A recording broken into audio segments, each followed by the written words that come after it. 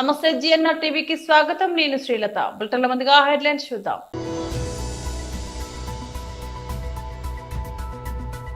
తెలంగాణ భవన్ లో బీఆర్ఎస్ నాయకుల press meet. BJP Telangana విమోచన కమిటీ చైర్మన్ మరియు ఎమ్మెల్సీ శ్రీ సి అంజిరెడ్డి మీడియాతో మాట్లాడుతున్నారు.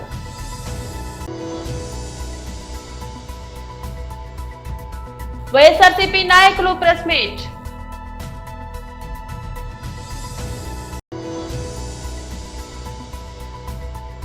కాళేశ్వరంపై కుట్ర, నీళ్లన్నీ ఆంధ్రాకే కేటీఆర్. తెలంగాణ భవన్ లో బీఆర్ఎస్ నాయకులు ప్రెస్ మీట్ నిర్వహించారు. తెలంగాణ బిడ్డలందరూ కూడా మరొకసారి హృదయపూర్వక ధన్యవాదాలు. నిన్న ప్రతిపక్షాల గొంతు నొక్కి రాష్ట్ర ప్రజలందరూ కూడా గాఢ నిద్రలో ఉన్నప్పుడు 94,000 కోట్ల రూపాయల ఖర్చుతో ఎంతో గొప్పగా ప్రతిష్టాత్మకంగా కట్టిన కాళేశ్వరం ప్రాజెక్టును, ప్రపంచంలోనే రికార్డు సృష్టించిన కాళేశ్వరం ప్రాజెక్టును ఒక కుంభకోణంగా చూపించి తప్పుడు ఆధారాలతో మరి ప్రజలందరూ కూడా గాఢ నిద్రలో ఉన్నప్పుడు రాత్రి 2 గంటలకు 83 క్రిమినల్ కేసులున్న ఒక ముఖ్యమంత్రి, దేశంలోనే ఏ ముఖ్యమంత్రి మీద లేనన్ని క్రిమినల్ కేసులున్న వ్యక్తి పట్టపగలే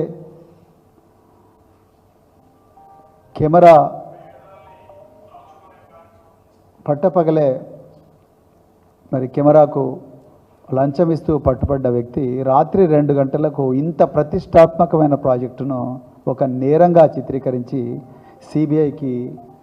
సిబిఐకి మరి ఇవ్వడం జరిగింది.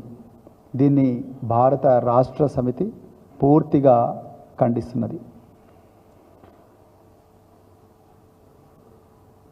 ఈరోజు తెలంగాణ ప్రజలకు కొన్ని వాస్తవాలు, కనిపించని కుట్రలు వాళ్ళకు చెప్పాల్సిన బాధ్యత భారత రాష్ట్ర సమితి మీద ఉందని చెప్పేసి మేమందరం కూడా భావిస్తున్నాం.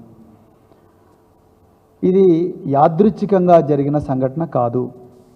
దీన్ని ఒక బనకచెర్లను చూసినట్టుగానో, లేకపోతే ఒక ఎన్డిఎస్ఏ రిపోర్ట్నో, లేకపోతే ఒక పీసీ ఘోష్ కమిషన్ రిపోర్ట్నో విడివిడిగా చూస్తే ఈ కుట్ర అంత ఈజీగా అర్థం కాదు. ఇది చాలా లోతైన దీర్ఘకాలిక నష్టాన్ని, తెలంగాణ భూములన్నీ మళ్ళా ఎడారుగా మార్చే కుట్రను, తెలంగాణ సంపదనంతా కూడా తెలంగాణ ప్రజలకు తెలియకుండానే ఆంధ్ర ప్రాంతానికి మళ్ళీ 100 సంవత్సరాల పాటు తరలించే కుట్రలో భాగంగానే తెలంగాణ ప్రజలు దీన్ని అర్థం చేసుకోవాలి.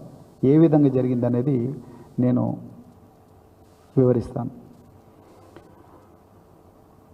2023వ సంవత్సరంలో మరి కాళేశ్వరం ప్రాజెక్టు మీద రేవంత్ రెడ్డి, బండి సంజయ్, గంగాపురం కిషన్ రెడ్డి, ఆనాడు బీజేపీ రాష్ట్ర అధ్యక్షుడు, వీళ్ళందరూ కూడా తీవ్ర స్థాయిలో విషం చిమ్మిండ్రు.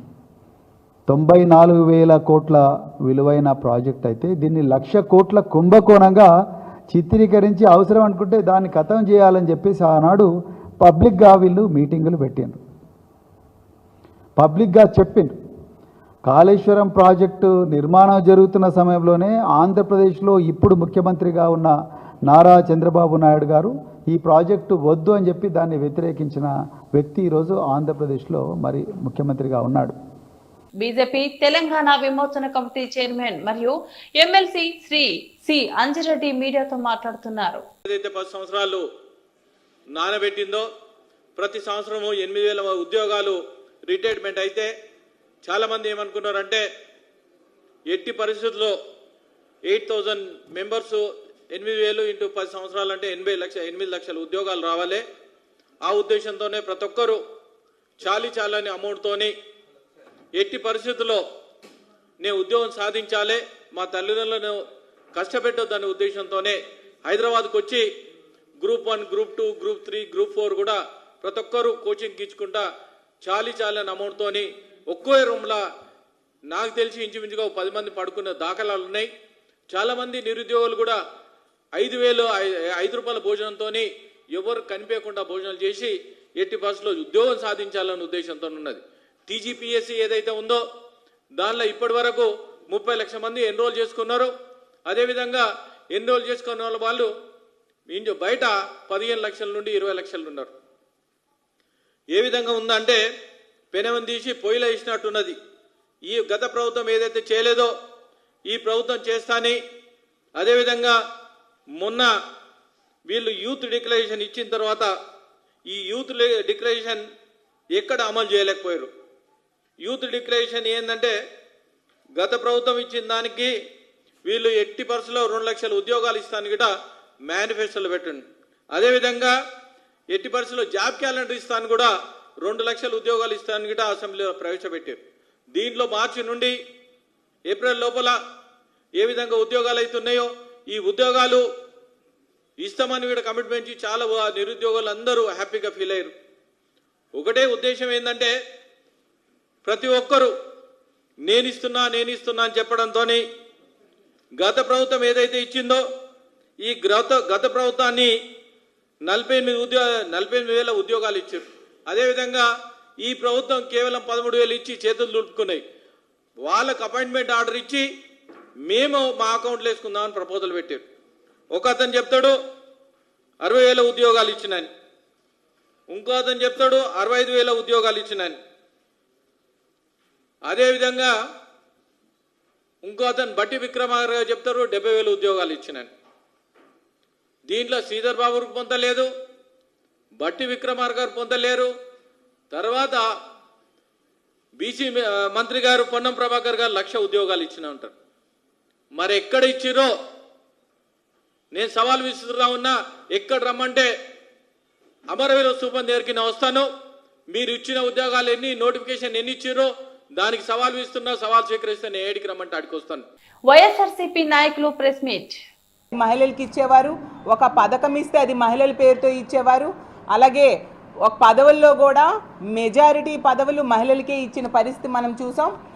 అసెంబ్లీలో ఏకంగా తీర్మానం చేశారు 50% మహిళలకి రాజకీయ పదవుల్లో, అలాగే వర్క్స్లో కూడా మహిళలకే రిజర్వేషన్ ఉండేట్టుగా అసెంబ్లీలో తీర్మానం చేయడం జరిగింది. గతంలో ఏ ముఖ్యమంత్రి కూడా ఇంతగా మహిళా పక్షపాత ముఖ్యమంత్రిగా ఉండే పరిస్థితి లేదు. అది ఒక్క జగన్మోహన్ రెడ్డి గారే చేశారు.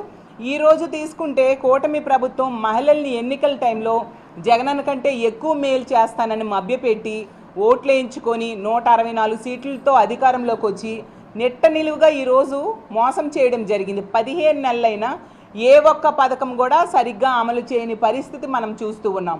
మళ్ళీ తిరిగి చంద్రబాబు నాయుడు గారు మంత్రులు చెప్తూ ఉన్నారు సూపర్ 6లు సూపర్ హిట్ అని చెప్తూ ఉన్నారు.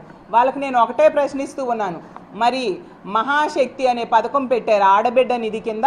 ప్రతి నెల 1,500 రూపాయలు 19 సంవత్సరాల నుంచి 59 సంవత్సరాల మధ్య ఉన్న మహిళలకి ఇస్తామని చెప్పి, మరి 15 నెలలు అయింది కదా, ఏ ఒక్క మహిళకైనా మీరు ఆడబిడ్డ నిధి ఇచ్చారా అని నేను అడుగుతున్నాను. మరి సూపర్ 6 ఎలా సూపర్ హిట్ అవుతుంది అని నేను అడుగుతూ ఉన్నాను. అలాగే ఫ్రీ బస్సులో 11 రకాల బస్సులకు అవకాశం ఇవ్వకుండా కేవలం 5 రకాల బస్సుల్లో ఎక్కే అవకాశం ఇచ్చిన మీరు ఫ్రీ బస్ పథకం ఎలా సూపర్ హిట్ అవుతుంది అని నేను అడుగుతూ ఉన్నాను. అలాగే తీసుకుంటే మొట్టమొదటి సంతకం నిరుద్యోగ భృతి, అలాగే 20 లక్షల ఉద్యోగాలు ఇస్తానని చెప్పారు. ఈరోజు మొదటి సంతకానికే దిక్కులేని పరిస్థితి ఉంది. ఎందుకంటే ఒక్క నిరుద్యోగికైనా మీరు నిరుద్యోగ భృతి ఇచ్చారా, ఒక్క ఉద్యోగమేనా ఒక నిరుద్యోగికి ఇచ్చారా అని నేను అడుగుతున్నాను. మరి సూపర్ 6 ఎలా సూపర్ హిట్ అవుతుంది అని నేను అడుగుతూ ఉన్నాను. అలాగే రైతులకి అన్నదాత సుఖీభవ అని పేరు పెట్టారు. మొత్తం కేంద్రంతో సంబంధం లేకుండా 20,000 రూపాయలు ఇస్తానని చెప్పి ఎన్నికల టైంలో చెప్పి ఈరోజు కేంద్రంతో కలిపి ఇస్తానని చెప్పడమే కాకుండా మొదటి ఏడాది ఎగ్గొట్టి ఇప్పుడు కేవలం 5,000 రూపాయలు రైతుల అకౌంట్లో వేసి చేతులు దులుపుకునే పరిస్థితి ఉంటే ఎలా సూపర్ 6 సూపర్ హిట్ అవుతుంది అని నేను అడుగుతూ ఉన్నాను. అలాగే ఒక్క మహిళకైనా మీరు రేషన్ కార్డులు ఇచ్చారా అని నేను అడుగుతూ ఉన్నాను. ఉన్న ఫంక్షన్స్ ఈరోజు తీసేయడంతో ఎంతమంది రోడ్డెక్కి నిరసన తెలియజేస్తున్నారో మనం చూస్తూ ఉన్నాం. వికలాంగులకైతే చాలా దారుణంగా వాళ్ళ ఫంక్షన్స్ కోత కోయడానికి వీళ్ళు పూనుకోవడంతో ఎంత ఘోరంగా వాళ్ళు బాధలు పడుతూ ఉన్నారు ఈ రాష్ట్ర ప్రజలందరూ కూడా చూస్తూ ఉండే పరిస్థితి మనం చూసాం. అలాగే 3 గ్యాస్ సిలిండర్స్, ఉచిత గ్యాస్ సిలిండర్స్ అని చెప్పారు. మొదటి ఏడాది తీసుకుంటే ఒక్కటి మాత్రమే ఇవ్వడం జరిగింది. మరి సూపర్ 6 సూపర్ హిట్ ఎలా అవుతుంది అని అడుగుతూ ఉన్నాను.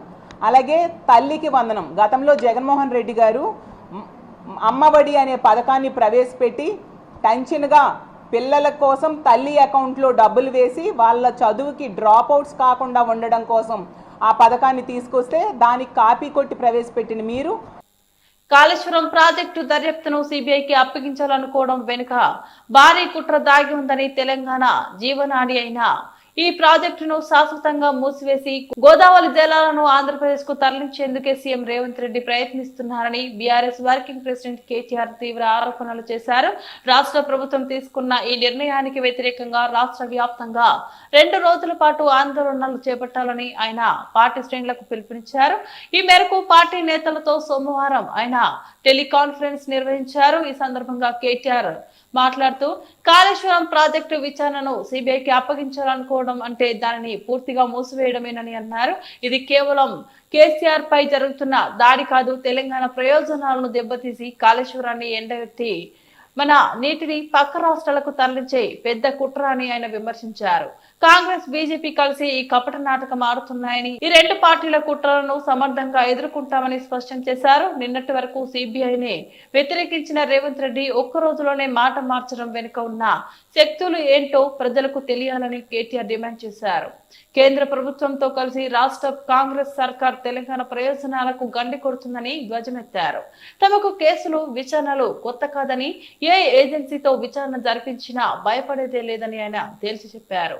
రాష్ట్ర ప్రయోజనాల కోసం ఎలాంటి త్యాగాలకైనా సిద్ధమని, ఈ కుట్రలను ప్రజల ముందు ఎండగడతామని కేటీఆర్ హెచ్చరించారు. మంచిర్యాల జిల్లా లక్షెట్టిపేట పట్టణ మండల బీజేపీ పార్టీ ఆధ్వర్యంలో ఉత్కూరు చౌరస్తా వద్ద జాతీయ రహదారిపై నిరసన వ్యక్తం చేశారు. రాహుల్ గాంధీ చేసిన అనుచిత వ్యాఖ్యలకు వెంటనే క్షమాపణలు చెప్పాలని డిమాండ్ చేశారు. రాహుల్ గాంధీ దిష్టి బొమ్మలు దహనం చేస్తున్న క్రమంలో పోలీసులు అడ్డుకున్నారు. అనంతరం వారిని పోలీస్ స్టేషన్ కు తరలించారు. రోడ్డుపై నిలిచిన వాహనాలు ట్రాఫిక్ ని క్లియర్ చేశారు. ఈ కార్యక్రమంలో బీజేపీ పట్టణ అధ్యక్షులు విరమల హరిగోపాలరావు, మండల అధ్యక్షులు నాగిరెడ్డి, హేమంత్ రెడ్డి, జిల్లా కోశాధికారి రమేష్ జైన్, బీజేపీ నాయకులు గుండా ప్రభాకర్, సామ రమణ, కోమాకుల రవి, ముస్కం గంగన్న, సుధాకర్, రాకేష్, వినోద్, సమర్సింహ, బుద్ధ, సిద్ధార్థ, బొక్కనపల్లి సతీష్, మంద రాజేందర్, ఎంబడి వెంకటేష్, రమేష్ మరియు బీజేపీ కార్యకర్తలు, నాయకులు తదితరులు పాల్గొన్నారు.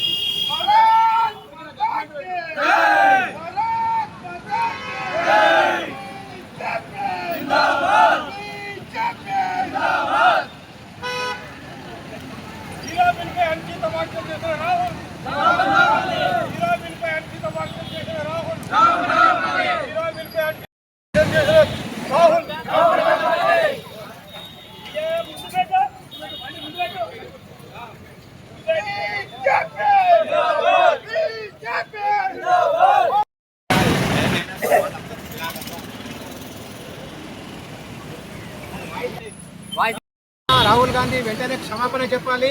నరేంద్ర మోడీ గారి యొక్క అనుచిత వ్యాఖ్యలను ఖండిస్తున్నాం. భారత ప్రధాని నరేంద్ర మోడీ గారి మాతృమూర్తి, కురువృద్ధురాలు అయినటువంటి ఎటువంటి రాజకీయాలకు సంబంధం లేనటువంటి వ్యక్తి అయినటువంటి ఒక మాతృదేవతను అనవసరంగా కల్పించుకొని రాహుల్ గాంధీ గారు చేసినటువంటి అనుచిత వ్యాఖ్యలకు ఈరోజు దేశమంతా రాహుల్ గాంధీ యొక్క దిష్టి బొమ్మ దగ్ధాన్ని చేస్తున్నాం. ఈ దేశమంతా కూడా కుమిలిపోతుంది. ఒక పురుగుతున్నటువంటి మాతృమూర్తి మీద అనుచిత వ్యాఖ్యలు చేసినటువంటి ఓ ఇటాలియన్ బిడ్డ, వాడు ఇటాలియన్ అని దానికి పుట్టిండు కానీ మన భారతదేశ పౌరాలకు పుట్టలేదు. అటువంటి ఒక స్లబ్ డాన్సర్ పుట్టినటువంటి వీడు ఇలా మాతృమూర్తిని విమర్శించడం తగదు అని చెప్పేసి మేము భారతీయ జనతా పార్టీ తరఫున డిమాండ్ చేస్తున్నాము. దిష్టి బొమ్మలు తగలబెడుతున్నాము. ఇది భారత ద్రోహి, భారతదేశ ఒక కమ్యూనిటీని సపోర్ట్ చేస్తూ ఒక కమ్యూనిటీని అడ్డం పెట్టుకొని దాన్ని సెక్యులరిజం అని చెప్పుతూ ఇష్టం వచ్చినట్టుగా ఓటు చోరీ అంటున్నాడు. మరి ఆనాడే జవహర్లాల్ నెహ్రూకు 14 ఓట్లు వేస్తే ఒక్క ఓటు కూడా రాలేదు. మొత్తం 14 ఓట్లు మరి జవహర్లాల్ నెహ్రూకు ఎవరికి రాలేదు. సర్దార్ వల్లభాయ్ పటేల్కి వచ్చిన ఈ ఓటు చోరు ఆనాడే జరిగింది. ఓట్ల దొంగలు ఎవరంటే ఆనాడు కాంగ్రెస్ పార్టీలో ఉన్న జవహర్లాల్ నెహ్రూ అని కుటుంబమే. ఈరోజు రాహుల్ గాంధీ హీరాబెన్ గారు తల్లిని అనడం ఎంత ఘోరం అంటే భారతదేశ ప్రజల మనోభావాలు దెబ్బతీసే విధంగా, బీజేపీ కార్యకర్తల మనోభావాలు దెబ్బతీసే విధంగా ఘోరంగా మాట్లాడడం చాలా తప్పు. దానికి వెంటనే క్షమాపణ చెప్పాలి. ఇటలీలో పౌరసత్వం ఉంది, ఇటలీలో ఫైనాన్స్ కంపెనీస్ ఉన్నాయి, ఇతడు ఇరాక్ దేశానికి అప్పిస్తాడు, పాకిస్తాన్ దేశానికి అప్పిస్తాడు, ఇండియాలో ఇండియా కంపెనీస్ ఉన్నాయి, ఇండియా కంపెనీస్ తోటి ఇచ్చి బిజినెస్ చేసాడు. కొనదాకా మైక్రో ఫైనాన్స్ కూడా వీళ్ళయే. ఇతనికి చైనాలో కూడా బిజినెస్ ఉన్నాయి. ఇతనికి బ్రిటిష్లో పౌరసత్వం ఉంది, అమెరికాలో పౌరసత్వం ఉంది. వీడు డీప్ స్టేట్ మనిషి, వీడు భారత పౌరుడే కాదు. వీడు వెంటనే క్షమాపణ చెప్పాలి. వీడి తల్లి హైదరాబాద్లో రాజీవ్ గాంధీ పెళ్లి చేసుకొని వచ్చింది. అట్లాంటి వ్యక్తి ఈరోజు హీరాబెన్ మాట్లాడడం చాలా సిగ్గుచేటు. వెంటనే క్షమాపణ చెప్పాలని భారతీయ జనతా జయశంకర్ భూపాలపల్లి జిల్లా రేగొండ మండల కేంద్రంలో రోడ్డుపై బైఠాయించి ధర్నా రాస్తారోకో నిర్వహించిన మాజీ ఎమ్మెల్యే గండ్ర వెంకటరమణారెడ్డి భూపాలపల్లి జిల్లాలో యూరియా ఎరువుల కొరతతో రైతులు ఈ తీవ్ర ఇబ్బందులు పడుతున్నారని, కేంద్ర రాష్ట్ర ప్రభుత్వాలు రైతులకు యూరియా అందించడంలో విఫలమయ్యారని, ఇప్పటికైనా రైతులకు సరిపడా యూరియా ఎరువులను అందించాలని డిమాండ్ చేశారు.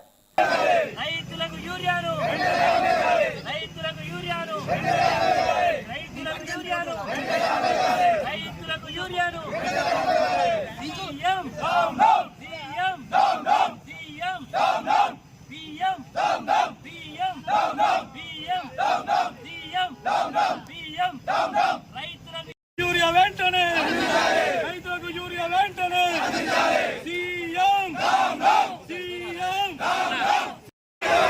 రైతులకు యూరియా వెంటనే, రైతులకు యూరియా వెంటనే, రైతులకు యూరియా ఇవ్వలేని ప్రభుత్వం, రైతులకు యూరియా అందించలేని ప్రభుత్వం, రైతులకు యూరియా అందించలేని ప్రభుత్వం, రైతులకు యూరియా అందించలేని ప్రభుత్వం.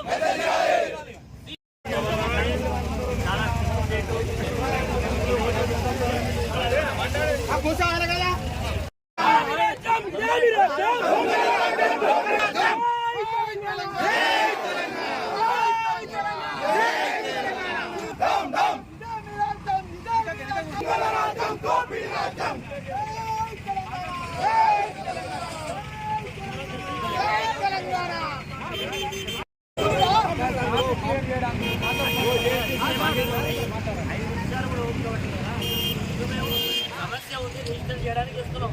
లేకుంటే మాకు వేరేమన్నారా?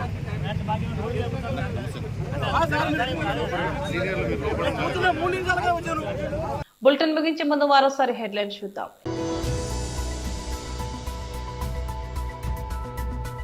తెలంగాణ భవన్ లో బీఆర్ఎస్ నాయకుల ప్రెస్ మీట్. బీజేపీ తెలంగాణ విమోచన కమిటీ చైర్మన్ మరియు ఎమ్మెల్సీ శ్రీ సి అంజిరెడ్డి మీడియాతో మాట్లాడుతున్నారు.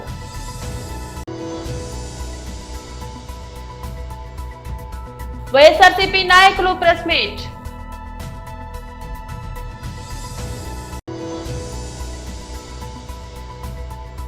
కాళేశ్వరంపై కుట్ర, నీళ్లన్నీ ఆంధ్రాకే కేటీఆర్. ఇవి బులెటిన్ అప్డేట్స్. మరో బులెటిన్ లో మళ్ళీ కలుద్దాం. అంతవరకు సెలవు. నమస్తే.